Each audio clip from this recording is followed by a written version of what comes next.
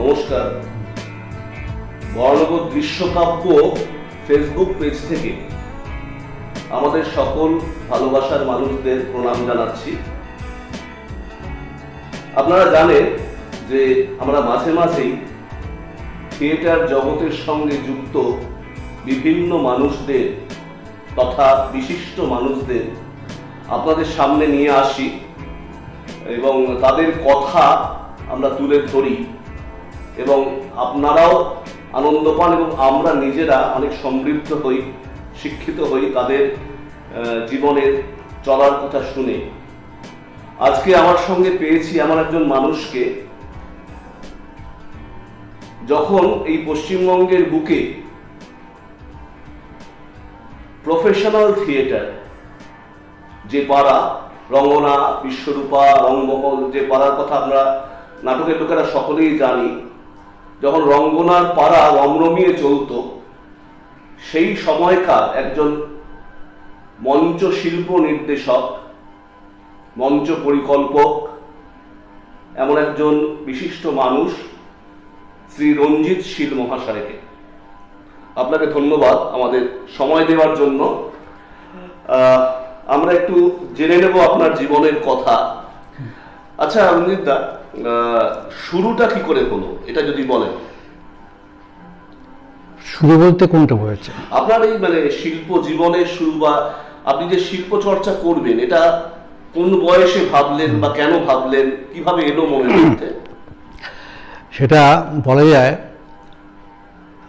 আমার বয়স যখন 2 থেকে 2.5 বছর, তখন দিদির কাছে আমি পড়াশোনা করতাম। তো দিদি একদিন স্লেটে অ আ লিখে দিয়েছে, বলছে এটা বলা।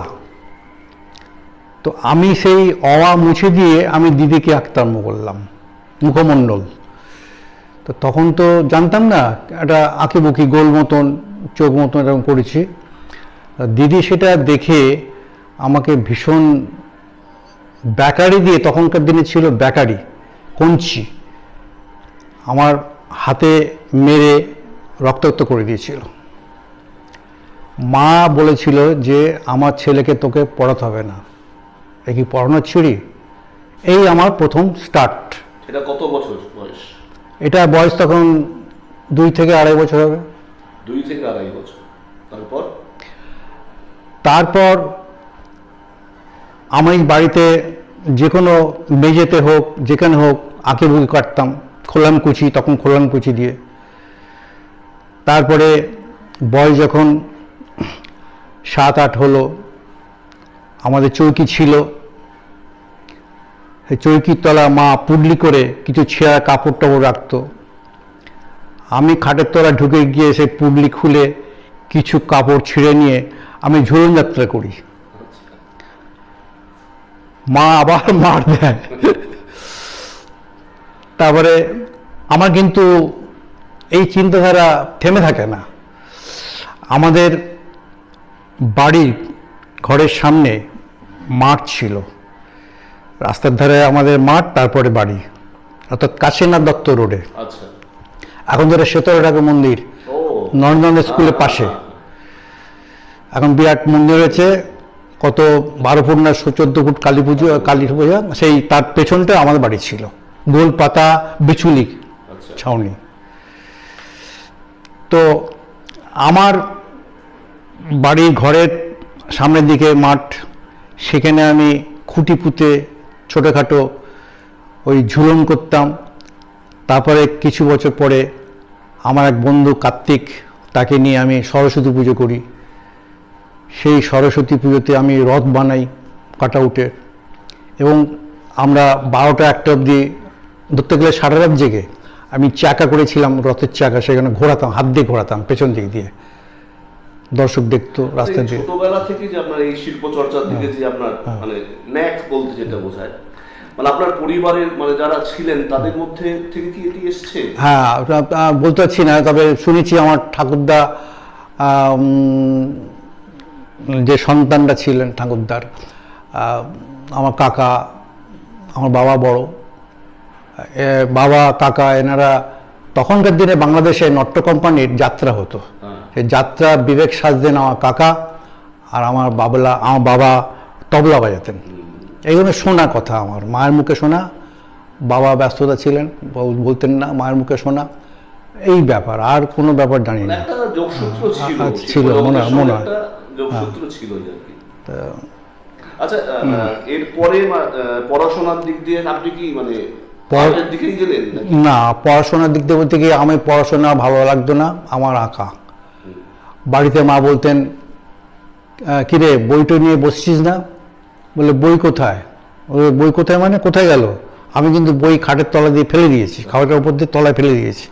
তখন ক্লাস 2 এরকম বা সময় ছিল। তো মা সেই বই খুঁজে বার করে, না পড়বো না, ভালো লাগছে না। বলে তুই বইটা খুলে বস, তোকে পড়তে হবে না, বইটা খুলে বস। তা দেখো আমি কিন্তু পড়বো না, আমি কিন্তু খুলে বসবো। তো খুলে বসতাম।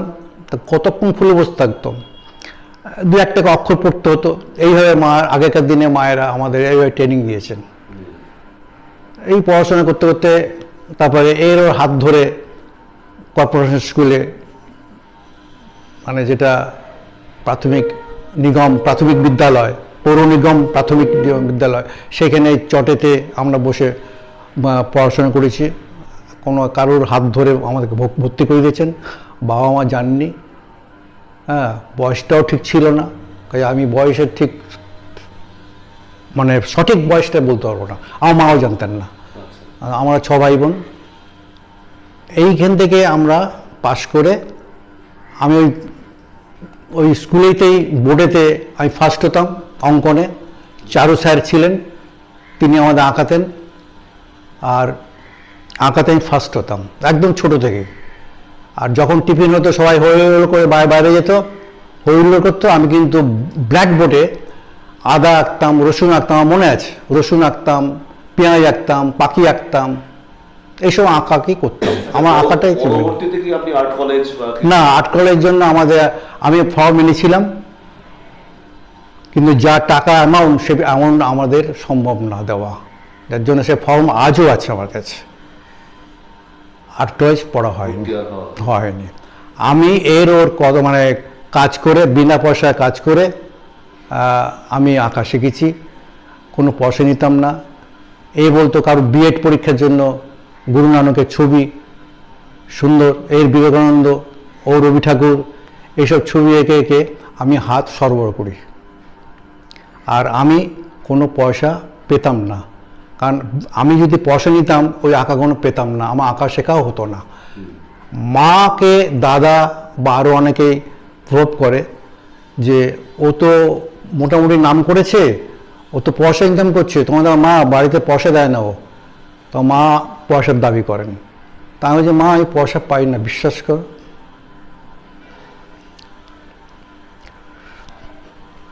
একটা সময় আপনার কাছ থেকে শুনেছি একদিন কথা বলতে গিয়ে যে আপনি বাড়িও নাকি ছেড়ে দিয়েছিলেন। হ্যাঁ, ওই সেই সময় তো পয়সা দিতে পারতাম না, ওকে বার করে দাও দাদা বলতেন। অনেকে বলতো, মা আমাকে খেতে দিত না, বেরিয়ে যা বাড়ি থেকে, বেরিয়ে যা, তুই ভালো ভালো ছবি আঁকছিস, তোর নাম হচ্ছে, লোকের তোর নাম করে, আর পয়সা পাস না, মিথ্যা তো বলছিস। বিশ্বাস করো মা, আমি বিনা পয়সা না আঁকলে আমি আঁকাগুলো শিখতে পারতাম না, কারণ আমি তো কোথাও আমি শিখিনি বা আমাকে শেখায় না, বা সেই জায়গায় যেতে পারিনি। পয়সা কড়ির দরকার, কাজে আমি এইভাবে প্র্যাকটিস করছি, আমি আঁকা প্র্যাকটিস করছি, আঁকা করছি। হ্যাঁ, তুমি বোঝার চেষ্টা করো না, আমি তোকে থাকতে দেবো না, বাড়ি থেকে বেরিয়ে যা, এরকম কিছু।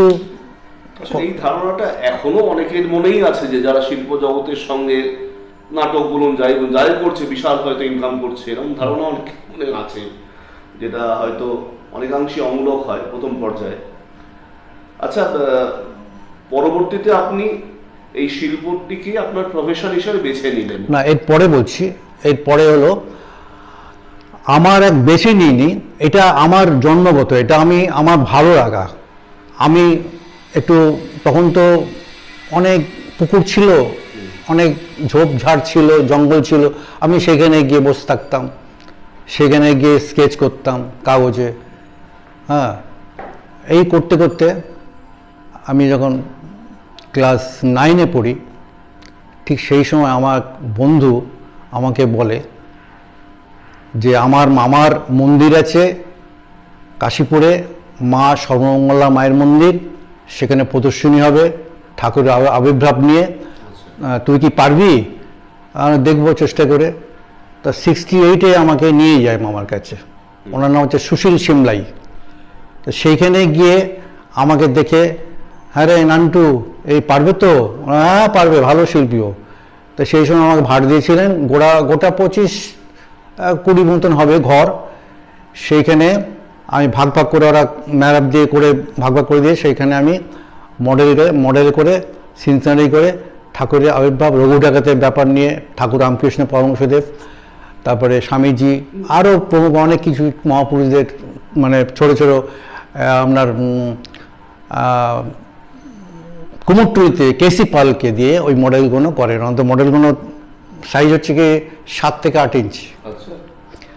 আমি ঘোড়ার গাড়িতে করে যাবেন ঠাকুর, এবার ঘোড়াও অর্ডার দিয়েছে, এবার তার জায়গা করতে হবে, ঘোড়ার গাড়ি করতে হবে। আমি করলাম কি, আমি খাতা নিয়ে, পেন্সিল নিয়ে, রাবার নিয়ে চলে গেলাম রাজাবাজার।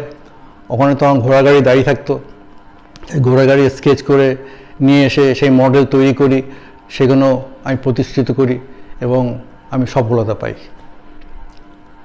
তারপরে ওইখান থেকে ওই মন্দিরের শরিক হলেন আরেকজন গণেশ মুখার্জি, রঙ্গনাথ থিয়েটারের মালিক, তার ভাই প্রভাত মুখোপাধ্যায়, একটু শর্ট ফিগার, তিনি জমালয় জীবন্ত মানুষে অভিনয় করেছিলেন, যিনি এই চিত্রগুপ্তে খাতা নিয়ে আসতেন, বড় বড় শর্ট ফিগার। ওই মহিদি উঠে গেল, মহিদি নামলো, তিনি হচ্ছে প্রভাত মুখোপাধ্যায়, বিচিত্রগুপ্ত, তিনি হচ্ছে প্রভাত মুখোপাধ্যায়, গণেশ মুখার্জির ছোট ভাই। তা তিনি বলেন যে রঞ্জিত, আমরা হল করছি, তুমি কি কাজ করবে? তা হ্যাঁ, কেন করবো না, ঠিক আছে তোমার খবর দেবো। তার আগে সুশীল সিমলায় একটা অফার দিলেন যে তোমার সঙ্গে যোগাযোগ করে দিচ্ছি মিত্তিবাবুর সঙ্গে, উনি অমরজ্যোতি বাণিজ্য প্রাইভেট লিমিটেড, উনি সিনেমা ডিস্ট্রিবিউটার, কারুকৃতে অনেক কাজ হয়, এই আঁকাঝোঁকা কারুকৃত, হেমন্ত সাহা মালিক ছিলেন, তারপর কার্তিক গণেশ ওনার ছেলে, ওনারা চালাতেন। তো সেইখানে আমাকে দিলেন, সেইখানে গিয়ে আমি কাজ করি এবং সেই কাজটা হচ্ছে কি ওই বড় গামলাতে তেল ঢালা। আর ওই ষষ্ঠীবাবু ছিলেন বিখ্যাত আর্টিস্ট, চিত্রশিল্পী, পোর্ট্রেট আঁকতেন। তখন সাগিনা মাহাতো বই হচ্ছিল, বৈজয়ন্তমালা দিলীপ কুমার, তখন ওই বড় 6 ফুটের মতন, 6.5 ফুটের মতন ঘরাঞ্চির উপর, মানে ইয়ের মতন, মানে মাচার মতন করে তারও বসে তিনি ছবি আঁকতেন। সে একটা ছবি 12 ফুট 16 ফুট এরকম মূর্তি, মানে পোর্ট্রেট ছবি। তো তিনি আঁকতেন আর আমি রং তুলিগুলো আমি দেখতাম দাঁড়িয়ে দাঁড়িয়ে, আর উনি বলতেন যে এই তুলিগুলো ধুয়ে আনো। তো গামলাতে তেল ঢালতাম, তুলি ধুতাম, ঝেড়ে আবার মুছে দিতাম। তারপরে ছবি আঁকা দেখতাম। তা তখন তো আঁকা শেখাতেন না কেউ, আর দেখাতেন না কীভাবে আঁকা হয় না হয়। তা আমি লুকিয়ে ছাপিয়ে করে ছবিগুলো দেখতাম, কীভাবে আঁকছেন, কীভাবে টান দিচ্ছেন তুলি। তারপরে যখন একটা ভালো জায়গায় টান দেবেন, সেই সময় বলছে, খোকা চশমাটা বেঁকিয়ে বলছে কি একটা পান নিয়ে তো। তা আমি পান নিয়ে এসেছি, এনে আপনার তাকে দিয়েছি। সেই সময় এসে দেখি যে কাজ ফিনিশ। এইভাবে তারা কাউকে শেখাবেন না, দেখাবেন না, আমি এইভাবে কাজ শিখেছি। এটা মাস 6-8 হবার পরে ঘরাঞ্চি টানতে হতো, অনেক কসরত করতে হতো, মেহনতি, খুব পরিশ্রম হতো, ঘেমে যেতাম, টিনের ছাউনি। আমি একদিন মালিককে বললাম, হেমন্ত সাহাকে, বাবু আমি তো আর্টিস্ট, আমি তো ছবি আঁকতে পারি, আমি এইসব কতদিন করব, তেলে তুলি ধোবো, ঝাড়বো, দেবো, ঘরাঞ্চি টানবো, আমি পারছি না আর। তুমি আঁকতে পারো? হ্যাঁ পারি। তখন আরেকটা ঘরে আছে, সেখানে ওই পেন্সিল কাটতো, ব্রাউন পেপারের ওপর সব লিলি বিস্কুটের ছবি টবি হতো। সেখানে শঙ্কর ছিল তার তত্ত্বাবধানের ঘরটা। শঙ্করকে বললাম, শঙ্কর ডাক্তার ছেলেটা কি বলে? তখন খোকে দিকে গেলাম, বলছে কি ছবি আঁকতে পারিস? হ্যাঁ পারি। তা আমাকে বিশাল একটা ব্রাউন পেপার দিয়ে, অর্থাৎ 12 foot 14 foot 16 foot brown paper জোয়া লাগিয়ে দিল, আর লিলি বিস্কুটের মুখের ছবি দিল, বাচ্চা মেয়ের, বলে এটা আঁকো। তা আমি ওটা এঁকেছিলাম, 10 ফুট না 12 ফুট হবে। তা সেটা মেঝেতে ফেলে আমি এঁকেছিলাম, গ্রাফ টেন এঁকেছিলাম, আমি সাকসেস। তারপর থেকে আমি আর্টিস্ট হয়ে গেলাম। বাহ। আমার মাইনে বেড়ে গেল। আমি যে তোমাকে আর এসব তুলে ধরতে হবে না, তুমি আগের থেকে বলোনি কেন? স্যার আমি তো, আমাকে ঢুকিয়েছিল যিনি, তিনি তো বলেছিলেন যে আর্টিস্ট। আমি তো সর্বমঙ্গল মায়ের মন্দিরে আমি তো প্রদর্শনী করেছিলাম, হ্যাঁ, তা আমি সেই সূত্রে পাঠিয়েছেন ওখান থেকে সুশীল সিংলাই মিত্রও এনেছেন। তা আমাকে যদি না দেন কী করে বলুন? ঠিক আছে, তুমি আজকে তুমি এসব কাজ করবে, ড্রয়িং করবে। আর আমি ওই অক্ষয়ও ছিলেন, তিনি ওই ভাড়ায় উঠে, অর্থাৎ যে ইয়েগুলো ছিল রাস্তার ধারে যে হরিণগুলো ছিল তারও উঠে তিনি ছবি আঁকতেন। আমি আবার সেখানে উঠে তাকে হেল্প করতাম, আমি ধরতাম, ছবি আঁকতাম। তো অক্ষয়, তুমি বাচ্চা ছেলে, এখান থেকে পড়ে গিয়ে মারা যাবে, তুমি এটা ছেড়ে দাও, তুমি এসব এইসব জায়গায় এসো না। তা আমি সেখানে হঠাৎ একদিন গণেশ মুখার্জি বললেন, রঞ্জিত আমাদের হল হয়ে গেছে, তুমি কি কাজ করবে? তখন হ্যাঁ করবো, তা এসো। সালটা ছিল 71 সাল। 71 সাল। আমি বাংলা রঙ্গমঞ্চের সঙ্গে আপনার 71 সাল থেকে সম্পর্ক। আমি রঙ্গনাথ থিয়েটার স্টেজে গিয়ে দেখি, হাটের বাজারে বই দেখেছিলাম, তার আগে অহিতেশ বন্দ্যোপাধ্যায় তিনি বসে আছেন, হ্যাঁ, কোকোনা চুল, এই বিশাল চেহারা, পাঞ্জাবি ধোয়া আর পায়জামা পরে বসে আছেন। তারপরে গণেশ মুখার্জি আমার নিয়ে গেলেন, পরিচয় করে দিলেন অহিতেশ বাবুর সঙ্গে। পরিচয় হলো, আমি রঙ্গনা থিয়েটারে সেট করতে আরম্ভ করলাম, বিভিন্ন রকম সেট। আমি প্রথমে, এখনো আছে আমার নিচে ছবি, ওটা চন্দ্রনাথ, হ্যাঁ, যে ভদ্রলোক করেছিলেন নায়কের অভিনয়, এখনো তিনি সিরিয়াল করেন, সিনেমা করেন, বোধিসত্ত্ব মজুমদার। বোধিসত্ত্ব মজুমদার প্রথম আমার সেট ওইটা, বোধিসত্ত্ব মজুমদার। আর মঞ্জুলা পল্লে নায়িকা, মঞ্জুলা পল্লে, হ্যাঁ। তো আমি এই প্রথম সেট করি, তারপরে আমি সাকসেস হই। এক এক করে গণেশ মুখার্জি আমাকে প্রচুর সেটের কাজ দেন, আর বুকিং হয়, অফিস ক্লাবেতে বুকিং। সেসব একদিন সালটা ছিল নকশাল পিরিয়ডের সময়, যখন বহনগরে আগুন ধরেছিল, মানুষ খুন হয়েছিল, সেই সময় আমি রঙ্গনাথ থিয়েটারে ছিলাম। সেই সময় একটা দুর্গ সেট করতে হবে, পেন্টিং করতে হবে। তা আমাকে বললেন যে এটা আমি অর্ডার নিয়ে নিয়েছি, এটা তুমি করো। তো সারা রাত জেগে আমি সেই সব দুর্গ সেট ফেট করেছিলাম। আমার মনে আছে, আমার রঙ্গনা থিয়েটারে আমার একটা রেকর্ড আছে, 7 দিন 7 রাত আমি জেগে সমস্ত সেট করে দিয়েছিলাম। আমার পয়সার দিকে কোনো ঝুঁকি ছিল না, কোনো প্রলোভন ছিল না। আমার ছিল আমি কি করে কাজ ভালো করব, 1 নম্বর করবে, লোকে ভালো বলবে এবং লোকের ভালো হবে। আমি সবসময় এই ভাবনা চিন্তা নিয়েই কাজ করেছি। আচ্ছা, প্রফেশনাল মঞ্চ বলতে কি শুধুমাত্র রঙ্গনার সাথে আপনার পরিচয়? রঙ্গনার সঙ্গে প্রফেশনাল, আমি ওখানকার পার্মানেন্ট আর্টিস্ট হয়ে গেলাম।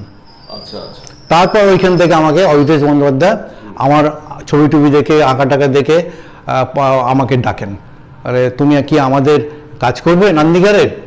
হ্যাঁ, গ্রুপ থিয়েটারের সঙ্গে এবার অ্যাটাচমেন্ট। তা এটা 72-73 ওই সময়।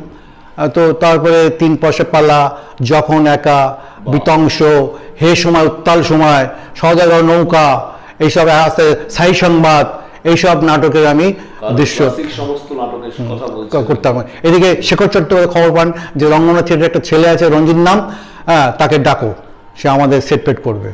তো উৎপল রায় বলে ওনার ডানান ছিলেন, ওনার সেক্রেটারি নাকি উৎপল রায়, তাকে দিয়ে ইয়ে করে আমাদের জন্মভূমি সেট করি, আরও অনেক সেট করি, এইসব নানান দিকে। তখন তারপর উৎপল দত্ত, হ্যাঁ, ওদিকে অনেক সময় কাজ করেছি। ধরুন আপনার ওই দুঃস্বপ্ন নগরী, মনু দত্ত ডিরেকশনে, Manu Dutta studio, new studio supply, হ্যাঁ, চারু মার্কেট ওনার বিজনেস। তো ওইখান থেকে আমাকে কাজ দেন, আমি সেই কাজে সেট করি। সৌমিত্রের সঙ্গে আমার যোগাযোগ হয়েছে, তাকে প্রণাম করেছি, আমার সৌভাগ্য, হ্যাঁ, কিন্তু কাজ করিনি। তবে কুমার রায়ের সঙ্গে কাজ করেছি, সেটা হচ্ছে নন্দীগড়ের আন্তিগণে। আন্তিগণের সেট এমন কিছু না, কয়েকটা পেন্টিং ছিল আর ওই কাপড় ঝোলানো ছিল, হ্যাঁ, এই কাজগুলো করেছি। আচ্ছা, তৎকালীন যাদের সাথে কথা বললেন আর কি, অহিতেশ বন্দ্যোপাধ্যায়, উৎপল দত্ত, কুমার রায়, মানে সকলেই স্টলওয়ার্ড, সকলেই প্রণম্য। কার সাথে কাজ করে আপনি সবচেয়ে বেশি আনন্দ পেয়েছেন? আমি বেশি আনন্দ পেয়েছি থিয়েটার ওয়ার্কশপ, বিভাস চক্রবর্তী। বিরাজদা আমাকে খুব স্বাধীনতা দিতেন এবং আমার খুব স্নেহ করতেন। অজিতেশ বন্দ্যোপাধ্যায় আরো বেশি স্নেহ করতেন। হ্যাঁ, তো সুতরাং বিরাজদা ঘন ঘন কাজ দিতেন। নান্দিগারে কাজ তো ক্লাসিক্যাল, ওদের কাজগুলো একটু অন্যরকম। ওই আপনার ওই কাঠ, তক্তা এইসব নিয়ে আমাদের কারবার, নান্দিগারে বেশি ফ্রেম এইসব নিয়ে। কিন্তু আপনার কি বলে ফাইন আর্টস দিক দিয়ে ওয়ার্কশপের কাজ এবং মেঘনাদ ভট্টাচার্য সায়কের তারও ফাইন আর্টসের কাজ। আমি ফাইন আর্টসটা ভালো জানি। হ্যাঁ, দৃশ্য আঁকা, সেট করা, এইসব আমি এগুলো করতে ভালোবাসি। তাই বিভাসদার আমি আমার অ্যালবামে এখনো আছে। আমরা নরক গুলজার করেছি, আপনার চাক ভাঙা মধ্যে আমি করিনি। ওটা হচ্ছে কি সেটটা এরকম একটা পাটাতন ছিল, জাল ছিল, এইসব ছিল, আমি করিনি। হ্যাঁ, ওটা আমি করেছি। নরক গুলজার করেছি, আপনার সোয়াইকগুলো যুদ্ধের করেছি, বিশাল একটা প্যাটার্ন ট্যাঙ্ক, সেটা আমি খুব সুখ্যাতি পেয়েছি, খুব প্রশংসা পেয়েছি।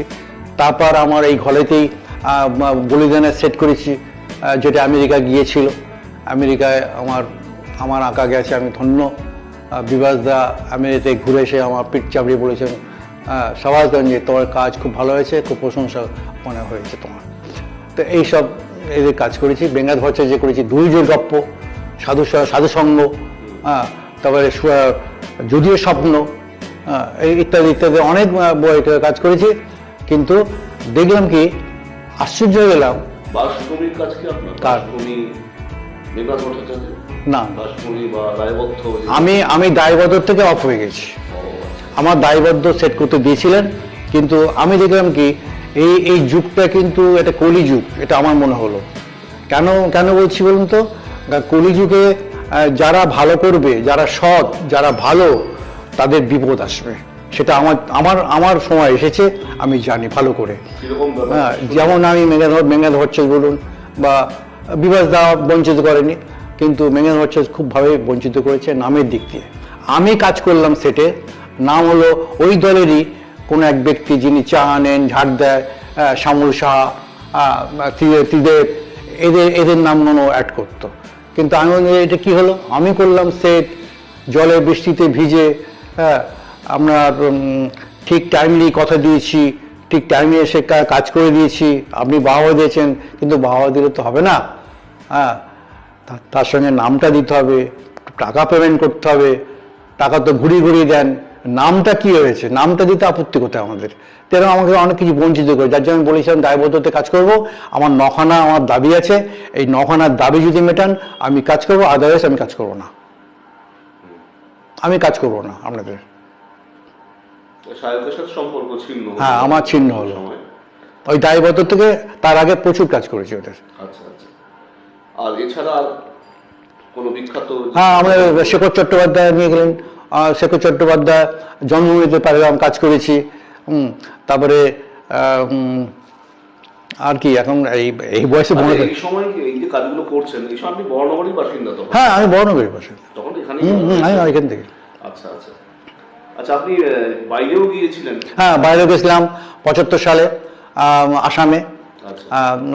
সেই সময় আমি যখন ফুটপাতে ছিলাম, আমি রাস্তার ধারে 1.5 বছর কাটিয়েছিলাম অভিমানে।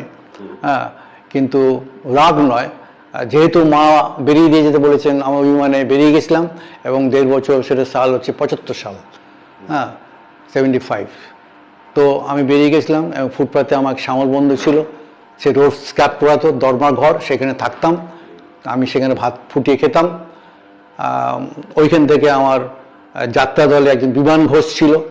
হ্যাঁ, সেই বিমান ঘোষ, তাদের সঙ্গে আসামের সমস্ত নাট্য সংস্থার সঙ্গে যোগাযোগ ছিল। তা বিমান ঘোষ আমার নামটা পুট করে সেখানে।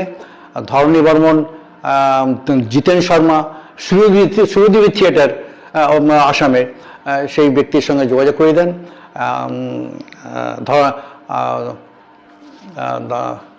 কি বললাম নাম বললাম, ধরণী বর্মন আর জিতেন শর্মা আমাকে নিয়ে যান ট্রেনে করে আসামে।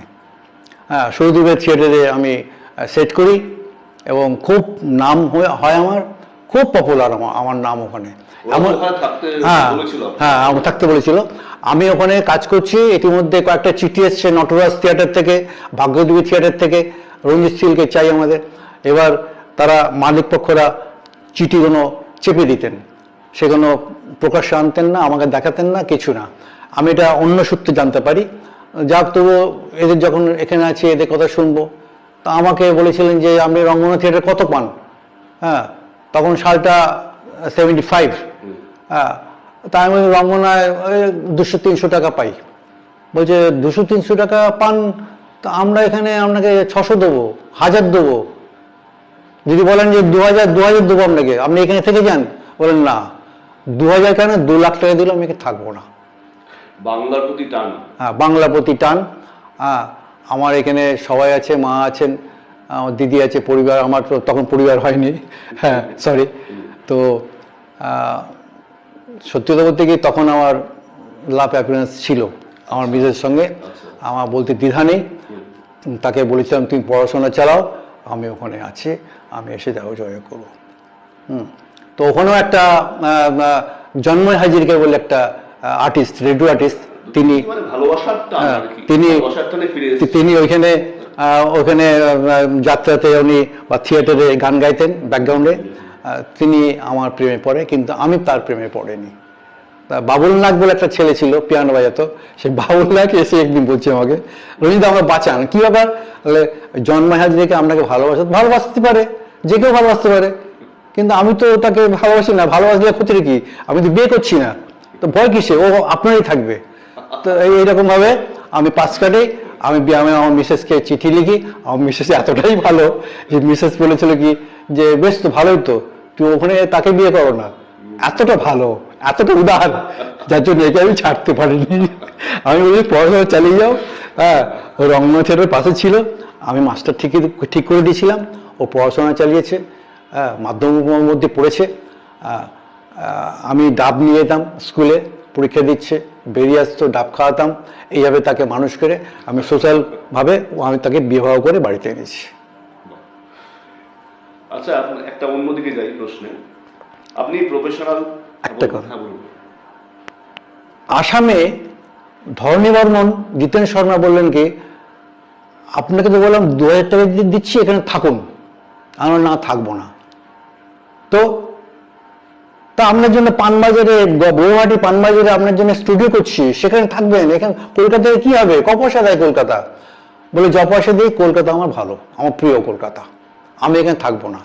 2 মাস কেটে গেছে, আমি 1 মাস পরে ভাষা প্রাপ্ত করি, অসমীয়া ভাষা। তো আমি যাব না। ওরা বললেন যে রেলের টিকিট হারিয়ে গেছে। তখন আমার কি কান্না! আমি ভাবছি আমি এখানকার আর্ট ডাইরেক্টর, বিশাল নাম আমার, আমাকে নিয়ে টানাটানি করছে সবাই, নটরাজ থিয়েটার, ভাগ্যদেবী থিয়েটার, হ্যাঁ, সূর্যদেবী থিয়েটার। তো আমি কাঁদছি কেন? হঠাৎ আমার খেয়াল হলো, তখন আমার নিজের জায়গায় চলে এলাম। চলে এসে চুপচাপ থাকলাম। তারপরে মালিকের বউ বললেন যে ও থাকবে না, ওকে ছেড়ে দাও। তখন আমি চলে আসি। আচ্ছা, একটা যে প্রশ্নটা করছিলাম, যে আপনি বাণিজ্যিক থিয়েটারে কাজ করেছেন দীর্ঘদিন, আপনি গ্রুপ থিয়েটারে কাজ করেছেন দীর্ঘদিন, মূল পার্থক্যটা কি লেগেছে? নাকি থিয়েটার তার কোনো পার্থক্য নেই? না, থিয়েটার না, এটা যেভাবে ভাবুক, আমি ভাবি না। থিয়েটার মানুষের জীবন দেয়। থিয়েটার এমন একটা জিনিস, এটা আমার উপলব্ধি, যে মানুষের জীবন দান করে, ঠিক আছে? হ্যাঁ, মিলিত করায়। হ্যাঁ, মানুষের মতো মানুষ তৈরি করে। হ্যাঁ, যদি সে তাই নেয়, যেমন ঠাকুর রামকৃষ্ণ পরমহংসদেব বলেছেন, হ্যাঁ, যে গিরিশকে বলছেন থিয়েটার কর, মানুষ শিক্ষা হবে। এই যে মানুষ শিক্ষা হবে, এটা সঠিক বক্তব্য রেখেছিলেন মহাপুরুষ রামকৃষ্ণ পরমহংসদেব, আমার গুরু যদিও। আমি ওনার ভক্ত, প্রচণ্ড ভক্ত। আমার কোনো ঠাকুর দেবতা নেই, উনিই আমার ঠাকুর, উনিই আমার সব কিছু। কাজে এ তো বিজ্ঞান, যে নাটক মানুষের জীবন দান করে, জীবন ফেরায়, মানুষ জীবন ফেরায়। সুতরাং সেটা কে কোনভাবে না, অনেকে ফুর্তি করতে যায়, আনন্দ করতে যায়। হ্যাঁ, কিন্তু আমি তা দেখি না। আমি দীর্ঘ 42 বছর ধরে গ্রুপ থিয়েটার করে, এবং যত আমি বই দেখেছি, হ্যাঁ, টলস্টয় থেকে আরম্ভ করে, শেক্সপিয়ার থেকে আরম্ভ করে, আপনার বাটল ব্রেক্ট, হ্যাঁ, জার্মান নাট্যকার, তারপরে সোফোক্লেস, রোসো, রোমানোলা, গোর্কি, এদের বই দেখে এদের তো অনুবাদ করে করতেন অরিতেশ বন্দ্যোপাধ্যায়, মনোজ মিত্র, তারপরে বিভাস চক্রবর্তী, তারপরে অরিতেশ বন্দ্যোপাধ্যায়, শেখর চট্টোপাধ্যায়, প্রমুখ, রুদ্র সেনগুপ্ত, সব এদের বইগুলো বাংলা অনুবাদ করে নাটকগুলো উপস্থাপন করতেন। আর তারা ঋষি, তারা মহাঋষি। 500 বছর পরে কি হবে তারা এখন তো লিখতে আরম্ভ করলেন এবং সেটাই ফলে। তা যদি না হয়, 3 পয়সা পাল একটা ডায়লগ আছে, আমার মুখস্থ আছে, আমার গানও আছে মুখস্থ।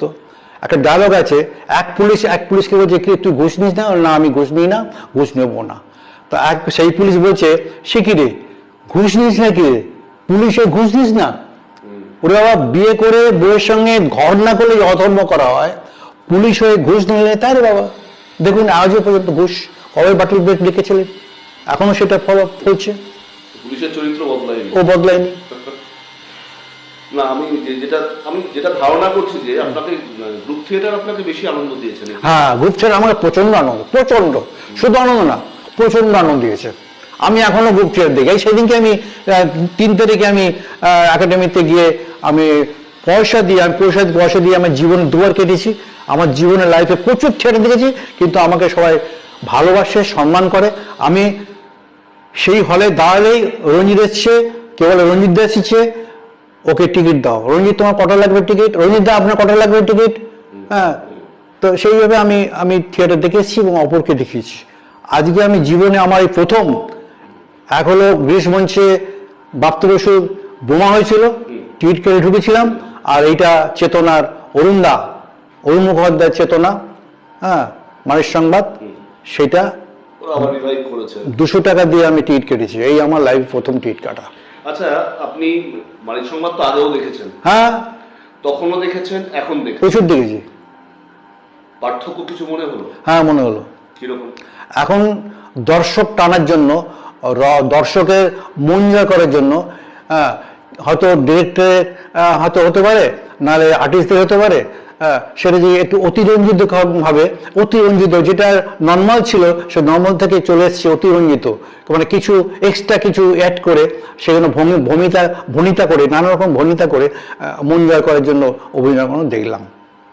এই তফাৎ। আচ্ছা, আপনার কি মানে বর্তমান থিয়েটার সম্বন্ধে এটাই অভিমত যে একটু দর্শক টানার চেষ্টা বেশি করা হচ্ছে? হ্যাঁ, মানে আপনি এখন থিয়েটার দেখেন তো? এখনো দেখি। বা আমি রবীন্দ্র ভবনও দেখেছি আপনাকে থিয়েটার দেখতে, যে তখনকার থেকে পার্থক্য বলতে এইটাই থিয়েটার আরো উন্নত হয়েছে, আরো তার পেছনে খরচ বেড়েছে ইত্যাদি। নট অনলি দ্যাট, দর্শকের মন জয় করার জন্য এক্সট্রাঅর্ডিনারি অভিনয় করে কাজ করা, দেখানো, সেটা হতেই পারে। কারণ পরিবর্তন, যুগ পরিবর্তন। আগে যেমন দর্শক ছিল স্থির, ধীর, নম্র, বিনয়ী এবং মেধা, এবং শুধু তাই না, চিন্তাধারা ওই দিকেই দিতেন। এখন তো অস্থির, কিন্তু এখন অস্থির। এই অস্থিরটাকে কাটানোর জন্য কিভাবে ওদের টানবে দর্শকদের, সেই গবেষণায় কিন্তু ডাইরেক্টররা করেন। মানে মোবাইল ফোন বন্ধ করাটাই একটা বিশাল কাজ, বিশাল কাজ। ও শুনবে না, যারা থিয়েটার দেখেন তারা, ও হাজার বললেও শুনবে না, বারবার বলা সত্ত্বেও ঠিক মোবাইল বেজেই ওঠে কোনো না কোনো স্তরে। আচ্ছা, বর্তমান থিয়েটার সম্বন্ধে আপনি কি আশাবাদী? শুনুন, বর্তমান থিয়েটার বলতে কি আমার মতে, এখন কিন্তু মানে বিশেষত শহরাঞ্চলের দিকে আমি যেটুকু আইডিয়া থেকে বলছি, যে গ্রুপ থিয়েটার যে কনসেপ্টটা, সেটা কিন্তু অনেকভাবে বিভক্ত হয়েছে। মানে সেটাকে আপনি অ্যাসেম্বল থিয়েটার বলুন, সেটাকে আপনি কোম্পানি থিয়েটার বলুন, বা যাই বলুন না কেন, এখন কিন্তু বিভিন্ন গ্রুপ থেকে বা বিভিন্ন জায়গা থেকে ভালো ভালো শিল্পীদের একত্রিত করে থিয়েটারটা হচ্ছে আর কি, বেশিরভাগ ক্ষেত্রে। আগে যেমন গ্রুপের মেম্বাররাই মূলত সমস্ত কাজের মধ্যে থাকতেন একটা সময়ে, এখন কিন্তু বিশেষত শহরের থিয়েটার তার থেকে অনেকটাই বেরিয়ে এসছে। যে না, আমি এই চরিত্রের জন্য এরকম একটা কাউকে হায়ার করছি, তাকে ভালো অভিনয়টা শেখানো হচ্ছে, প্রোডাকশনের মান হয়তো বাড়ছে, অভিনয়গত মান অনেকটা বাড়ছে। এই দিকে একটা ঝোঁক এসছে বিগত বেশ কিছু বছর ধরেই। তা এটার মধ্যে আপনি কি ভালো দেখছেন না মন্দ দেখছেন, বা থিয়েটারের ভবিষ্যতের পক্ষে এটা কোন দিকে নিয়ে যাচ্ছে বলে আপনার মনে হয়? না, আমার ধারণা আপনার যে অ্যাঙ্গেল থেকে কথাটা বললেন সেটা আপনার ব্যাপার। এবার আমি তো আগেও নাটক দেখেছি, এখনও দেখছি, অনেক ডিফারেন্ট হয়ে গেছে, তফাৎ। সেই তফাৎটা হয়ে গেছে অনেক কারণে এবং হতে বাধ্য, সেটা প্রকৃতির রসানলে, এটা আমার ধারণা। কারণ আমি জানি একটা মন্দির বলুন বা পুজোর জায়গা বলুন, সত্যিকারে যদি অন্তর, ভক্তি, শ্রদ্ধা, এই মনোভাব নিয়ে যদি কোনো পুরোহিতকে ডাকা হয়, সে পুরোহিতকে হতে হবে এক নাম্বার জেনুইন, যাকে বলে এক নাম্বার নিষ্ঠাবান। হ্যাঁ, যেটা ছিলেন দক্ষিণেশ্বরে পুরোহিত ছিলেন শ্রী শ্রী রামকৃষ্ণ পরমহংসদেব। ওই নিষ্ঠাবান পুরোহিত আর নেই। তেমনি আমার ধারণা, আমি যে চোখে দেখেছি বিভাসদাকে, অশোকদাকে, অহিদেশদাকে, রুদ্রদাকে, মনোজদাকে, বা খালেদ চৌধুরী ধরুন, আমাদের আর্ট ডাইরেক্টর খালেদ চৌধুরী, খুব নাম করা। আমি ওনার বইতে কাজ করেছি, বেড়া বইয়ের, বেড়া খুব নাম করেছি আমি। তো এইসব, এই যে এরা এরা এরা ছিলেন ঋষি। এই সমুদ্র বলছি কেন, এরা ছিলেন এক নম্বর পুরোহিত। তো এরা যদি পুজো করেন, সে পুজোটা সাকসেস এবং মন ভরে যায়। এখনকার পুরোহিত জালি পুরোহিত, অর্থাৎ ডাইরেক্টর যারা, তারা অতটা খাঁটি পুরোহিত নয়। সেটা করতে গেলে কষ্ট করতে হবে। সৌমিত্র একটা কথা ছুটছি, আমি এখানে কথা বলছি। সৌমিত্র বলেছেন, একটা দিকপাল ব্যক্তিত্ব, তিনি বলেছেন যে কষ্ট না করলে সৎ হওয়া যায় না। এই জায়গাটা শেষ হয়ে গেছে। আমরা কেউ সৎ নই, আমরা সতের ভাঙ করি, সতের নাটক করি। কাজেই এইও ভালো সৎ সাধনা, এটা না করলে ভালো জিনিস আর হবে না। নাটক কেন, কোনো জিনিস হবে না। আমি যদি কাউকে কথা দিই যে আপনার বাড়িতে আপনি ডাকছেন তো সমানবাবু, বলুন কখন যাব, আপনি বললেন যে বিকেল 6টার সময় আসুন। আমি বিকেল 6টার সময় আপনার বাড়িতে গেলাম, আমি গিয়ে দেখলাম যে আপনি নেই বাড়িতে। আপনার মিসেস বলুন, আপনার মা বলুন, বাবা বলুন, বলুন কি উনি তো নেই, তাহলে উনি তো আসতে বললেন। এই যে কথা খেলাপ, এতে কাজ পণ্ড হয়ে যায়, ভণ্ডুল হয়ে যায়, কোনো কাজ হয় না। যেটা আমার নিয়মে বলে, আমি যেটা করে বেড়াই, আমার গ্রুপ থিয়েটারকে শিক্ষা। হ্যাঁ, একটা ইংলিশের একটা ডায়লগ বলছি আমি, যেমন বলছি, আমার কার্ডের লেখাও আছে, I do not promise what I can not deliver, but I do deliver what I promise. আমি কিন্তু এই নিয়মে চলে আসছি। আমি যার জন্য বলি গ্রুপ থিয়েটার আমার মাথা খেয়ে নিয়েছে। আদৌ কি তাই? তাই তো না, এটা তো সঠিক। কথা দিয়ে কথা রাখতে হবে, নাহলে কাজ ভালো হবে না, কাজ এগোবে না, কাজ একদম ভণ্ডুল হয়ে যাবে, শেষ হয়ে যাবে যা হতে বসেছে। কারোর কথার দাম নেই, এক চিলতে কথার দাম নেই। যার জন্য আমি বেকারে পড়ে গেছি, আমার সমকক্ষ লোক পাই না। ওই জন্য আমি বাড়িতে একা একা ছবি আঁকি আর আমার মিসের সঙ্গে গল্প করি, ব্যাস। এতটা নৈরাশ্যবাদী হবেন না, আমাদের পক্ষ থেকে অনুরোধ। আপনার মতো শিল্পীকে আমরা আরো অনেক বেশি বেশি করে বাংলা থিয়েটারে চাই। আপনার এতদিনের যে অভিজ্ঞতা, এতদিনের যে নৈপুণ্য, সেটা বাংলা থিয়েটার বারবার লাভ করুক, আরো সমৃদ্ধ হোক, এটাই আশা করব। একদম শেষ প্রশ্ন করি, আপনার প্রাপ্ত কোনো বিশেষ পুরস্কার বা কোনো রকম কিছু সম্বন্ধে যদি একটু বলেন। হ্যাঁ, আমি রঙ্গনাথ থিয়েটার থেকে সামান্য সোনা একটু পেয়েছিলাম। হ্যাঁ, সালটা তখন 75 না 76 হবে, আমার ঠিক মনে নেই। ওটা ছিল কি বিভ্রাট ছিল। আমার এখনো স্মারক আছে।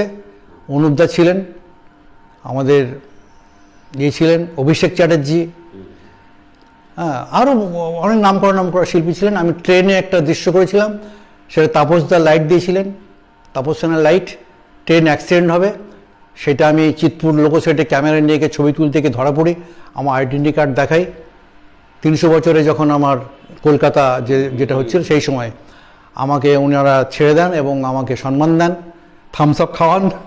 আপনি এত বড় আর্টিস্ট এবং ফটোগ্রাফার, জার্নালিস্ট, আমার আইডেন্টি কার্ড আছে, আমি জার্নালিস্টের কার্ড আছে আমার। তো সুতরাং আমি ছাড়া পাই। সেইটা দেখে দেখে সেই পুরনো ইঞ্জিন, হুইসেল বাজা, ধোঁয়া ওড়ানো, সেই ইঞ্জিন আমি করেছিলাম এবং বিশাল নাম, হ্যাঁ, কি পুরস্কার দিয়েছেন এবং অনেক কিছু দিয়েছেন। কোনো সরকারি কোনো পুরস্কার বা সরকারি পুরস্কার বলতে গিয়ে আমাকে সিপিএম থেকে বলুন, কংগ্রেস নয়, সিপিএম থেকে আমাকে সম্মান দিয়েছেন, ভালোই সম্মান দিয়েছেন। সরকার থেকে নাকি দলীয়ভাবে? না, মানে সরকার থেকে না, দলীয়ভাবে। আচ্ছা। মানে তারা একটা অনুষ্ঠান করে বিশাল, সেখানে আমাকে জাজ করেন, আমি সেখানে জাজিং করি এবং সেখান থেকে বিরাট সম্মান পাই। এবং তৃণমূলও তাই, সেম টু। আমি আমাকে রিসেন্ট 2-1 বছরের আগে আমাকে পৌরসভা অপর্ণা মল্লিক সম্মান দিয়েছেন এবং সেটা হচ্ছে কি গুণীজনের সম্বর্ধনা। হ্যাঁ, বড় পৌরসভা গুণীজনের সম্বর্ধনা, আমি সম্মানিত হয়েছি এবং আমাকে সম্মান করেছেন। অনেক জয়ন্ত ধন্যবাদ, রায়। অনেক ধন্যবাদ রঞ্জিত দা আমাদের সময় দেওয়ার জন্য। আবার আপনার সুস্থতা, দীর্ঘ জীবন কামনা করছি এবং আপনার শিল্প জীবন আরো আরো আরো এগিয়ে চলুক। আমরা সমৃদ্ধ হই আপনাকে পেয়ে। ধন্যবাদ।